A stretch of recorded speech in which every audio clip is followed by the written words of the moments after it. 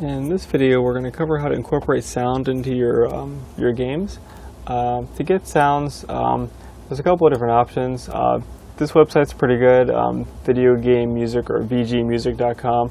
If you click down here, they have thousands of different MIDI files from previous console systems or computer game systems.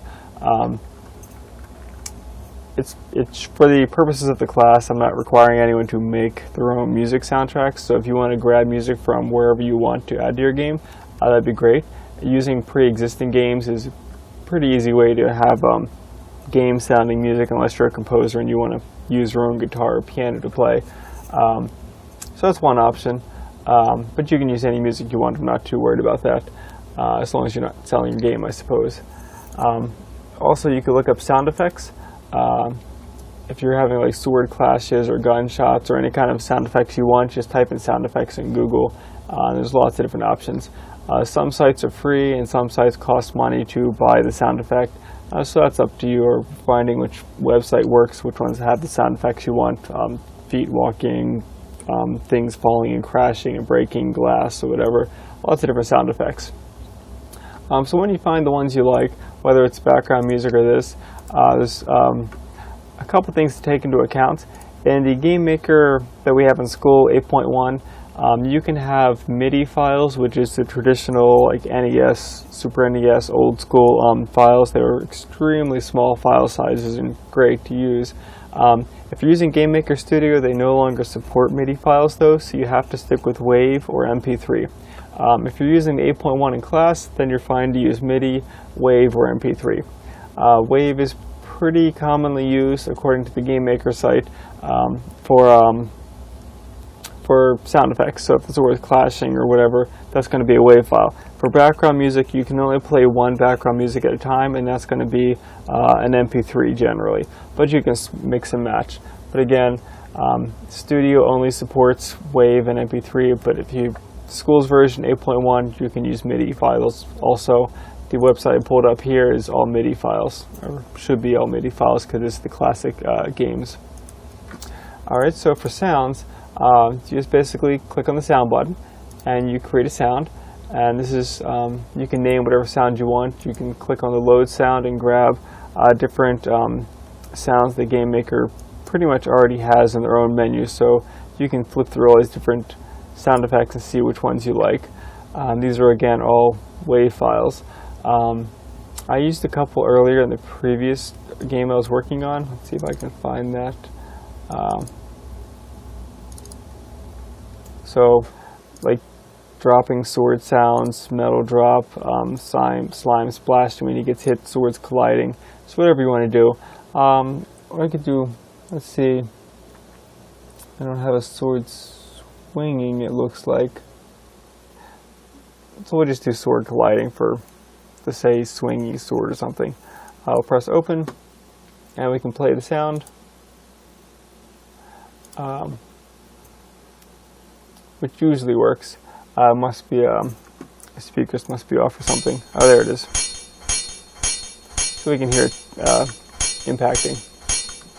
And there's the stop button.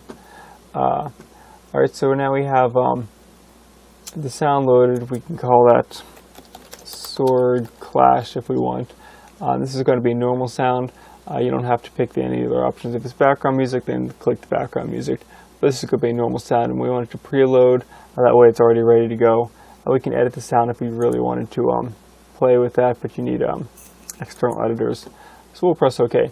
So that pretty much loads the sound into Game Maker, so now we have a sword clash. At any point we can click on it and play it and test it again. It looks like it takes a few seconds for it to load in, even though it's a small little file.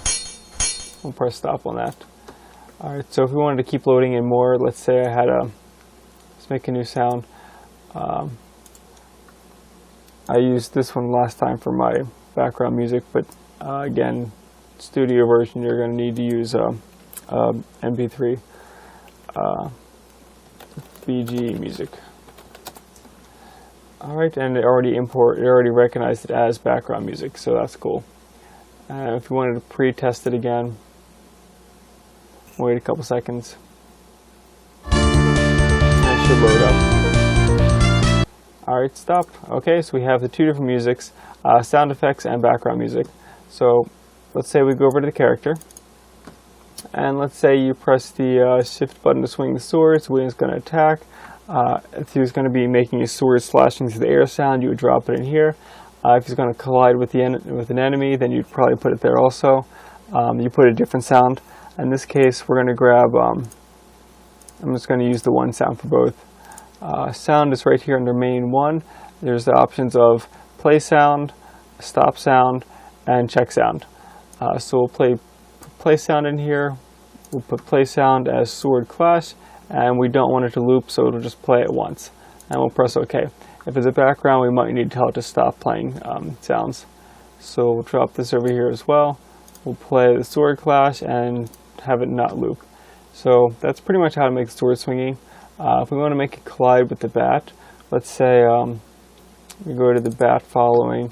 If the bat collides with a character using the sprite index of left attack right, then we might also want to use a sound in here to say that when it gets destroyed, this is going to be the, I'll pick a different sound, but I only have the same sound. I could probably import one more sound.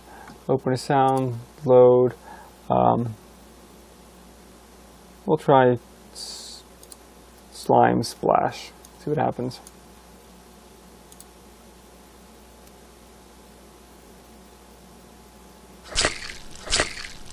So it sounds like something got hurt. Alright, we'll press OK, and we'll swap that out to sound date, which I should have named. We'll put that there, and I can just copy and paste this. Copy, paste. So when the bat gets hit by either option, and the same if he's falling, so we'll paste that in there also. So any 3 of those will play the bat getting squashed, and none of these should be on repeat. Alright, so they're all false. And I'm going to rename that one real quick and call that Splat. Alright, so everything's sound effect in there. We'll do the audio for the background later. So press play. And at this point now, whenever you start loading sound in there, it usually takes a little bit longer to play the games. So we drop the character in here, we press the attack, and hopefully the tutorial is recording the sound effect on the computer. But it sounds like he's swinging. And you can hear the squash effect when the bat gets squashed. So if we restart the level, you can hear both of those. Next up, let's go with the background music. So we could either put the background music on the character, but the problem with putting it on the character is that when the character restarts, so does the music, which is usually if the character is starting, the level's restarting, so that could work. Or we could put it on the health controller, because again, that controls the status and stuff. So on creation, when the health controller gets created, we're going to say play a sound, background music, and in this case we want to loop it, so we'll put it as true so it keeps playing the music. So when we go to a new room, we're going to want to have this stop sound, so that would be under the doors. So go to next room. If you want to have a different sound, then you would just put end sound, no sound, or you can switch to a different sound if you wanted to, and this will stop the music when he goes through the door. Sometimes you might want the music to keep going as he transitions throughout the game, but sometimes you might want to swap out. So we'll see what that does. And again, it takes a lot longer to load your games once you start incorporating sound. So since the health controller is not on the main menu screen, there's no sound yet. You could have a different sound effect if you want for the menu screen. When the game starts, we have sound.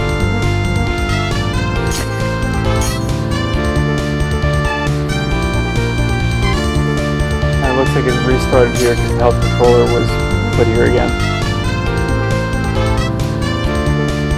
And it looks like it didn't stop the sound when we transitioned between rooms, probably because it went to the next room before it actually stopped the sound. So we reverse the order and see what happens.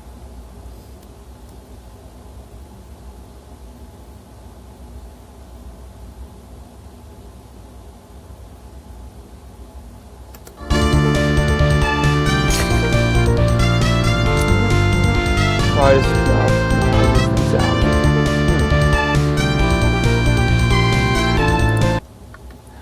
Now to stop the game, to stop the sound, we have to tell it what sound to stop. So it's not stopping and putting no sound. It looks like it has to stop a particular sound, so it has to stop the background music. Alright, so it's going to stop sound background music when you touch the door. And again, we have to wait a while because it now has sound to incorporate into the system.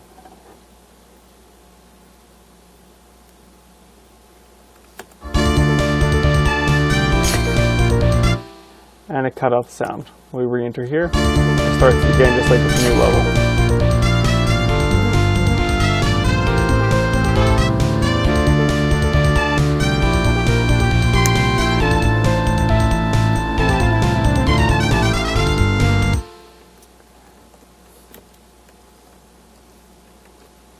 And so that pretty much covers how to incorporate sound.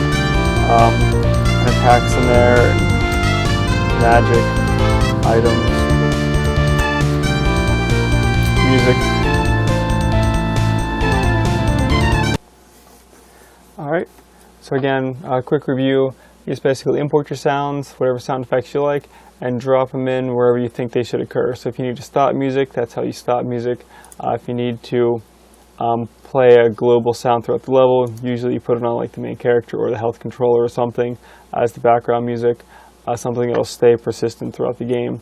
And if you want to have like the character attacking and breaking things, that would be, let's see, the attack button. So it's going to play the sound when he swings his sword.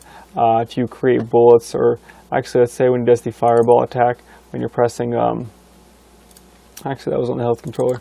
When you press like the M key for the magic, I could put a sound effect here and have a fire sound effect just dragging in the sound and drop in, let's say I want fire effects. So you can incorporate sound pretty easily and drop all kind of different sound effects to make it look really interesting. And that's how sound works. And I guess one last quick note on sound.